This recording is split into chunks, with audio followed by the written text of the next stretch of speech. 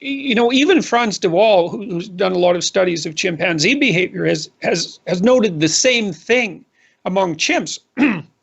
The issue isn't whether or not they fight, because they fight. The issue is whether or not they make up.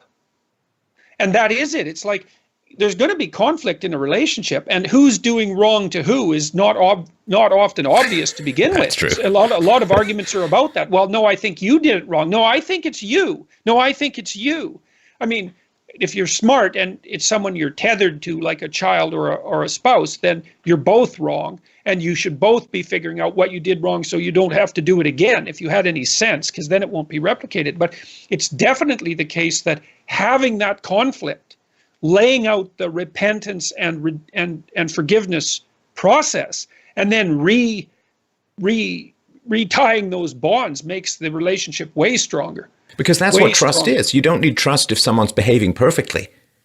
Like any more than you need to see the doctor if you never, ever experience any ill health. So trust to me is when people have problems and successfully resolve them. That is the very basis of trust. And one of the things that drives me nuts about the younger generation's relationships is they seem so volatile to the point where even if there's some ideological disagreement, there's this massive tearing and everybody just flees in opposite directions. They don't build the trust of repairing that which they've torn. Yeah, well, that's reconciliation, and that's a very tough thing. Well, I also think because the transaction costs of relationship transformation have fallen tremendously over the last 30 years. I mean, we're bombarded by so many technological and even biological revolutions that we can't even keep track of them. I would say for any society that hadn't gone completely manic in its rate of transformation, the mere introduction of something like Tinder is a major biological revolution. I mean, think about Tinder. Okay, so Tinder has removed rejection from male sexual behavior for the first time in human history, because you get rejected invisibly. Right? So you put out your profile and thousands of women in principle look at you and all of them reject you except two, but you don't know. And the fact that two didn't is fine, because all you care about is that two didn't. Right. And so the reason I'm bringing that up in relationship to what you said is that because it's become less costly to just switch a relationship, even that's all surface. It's not less costly. It's far more costly. But on the surface, it's become less costly. Then there's no logical reason why people should have to stay together and fight it through. Because if I think, oh, Jesus, you're such a pain, I should replace you. It's like, yeah, well, first of all, can I? Because why would anyone want to be with something as wretched as me? And second, the transaction cost is going to be punishingly high. Like maybe it'll take 3 years and there's no guarantee, and I'm going to get older. And so maybe, like, bad as you are, I might as well just stick it out with you. But if I think, well, I can replace you in 15 seconds, well, then I don't have to fight with you.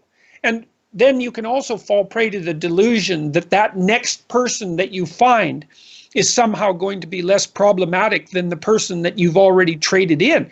And the problem with that is that it's not the person that you traded in that's the problem, probably. It's probably you, and you're going to bring yourself to the next relationship.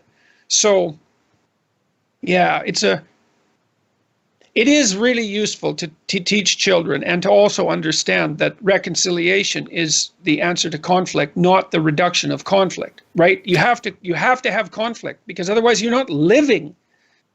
Yeah, like I remember when even when I was younger, like when I was a kid, when people's parents would break up, and this was, I guess, in the 70s, this was happening a lot. And I remember saying, well, I'm sorry that they failed. And people were like, what do you mean? They're just discovering themselves. They're out there self-actualizing. Yeah, right. One of them's going to become a painter. The other one's going to go pick grapes in Queensland. And I was like, no, it's a failure. You made a commitment to stay together for your life. You broke that commitment at the expense of your children. That is a massive failure. Right. Now, it may be for the best in some, he was horribly abusive and so on. Then you got to figure out why you were with an abusive person. But can we call it for what it is, a failure? This seems to have gone out of the window. I don't think there's any evidence that liberalizing the divorce laws was a useful move. Yeah. I think it was a catastrophic move. I think the people who paid the price for that are children. And we say, well, we're only staying together for the sake of the children. It's like, hey, that's not so bad. That's not so bad. It's like I think they the are children prefer that. after all, and you have a primary moral obligation. Once you have those children, who cares about you? You're an epiphenomena. Right. Your well-being is to be put clearly secondary, not to be eradicated completely, because you don't want to be a martyr to your children. That's just, and your children don't want that from you. That's for sure. But the idea that, yeah, it's shallow. It's the idea that relationships are infinitely divisible and fractionable, and you can pop out of your primary commitment and go find yourself, especially once you've had children. I find that morally reprehensible, and I think it's done incalculable damage to our society. It's like, and I learned this from Jung a fair bit, is like one of the things he keeps pointing out is that there are some games that you do not get to play unless you're all in. And marriage is one of those games. The idea behind marriage is, I'm not going to leave. Period.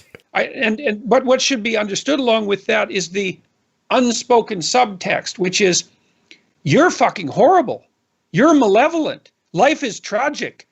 The complexity is going to overwhelm us. This is going to be terrible. But I'm not going to leave.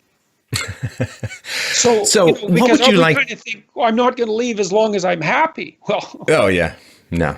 I mean, you don't need virtue. I mean, you don't need nutrition if you only eat what you want and what you like. I mean, you need these disciplines because we have to act against our instincts from time to time. And of course, as you know, the studies are very clear that couples who are considering divorce, who stay together, 5 years later, they're like, well, thank God we never got divorced. That was great. Well, the studies with regards to the proper construction of a family, let's say, are also clear. It's way better for kids to have an intact family with two parents, period. Yeah.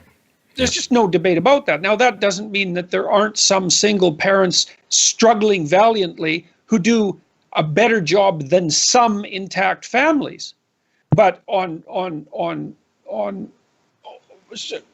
looked at from any reasonable objective perspective, the data is crystal clear and painfully self-evident. So, do you realize how much of the internet would be saved, how much bandwidth and typing would be saved if we just taught statistics starting in grade school so that you wouldn't have to put these qualifiers in all the time? It's a bell curve. I know there are exceptions, but yeah. Yeah. So well, let's close with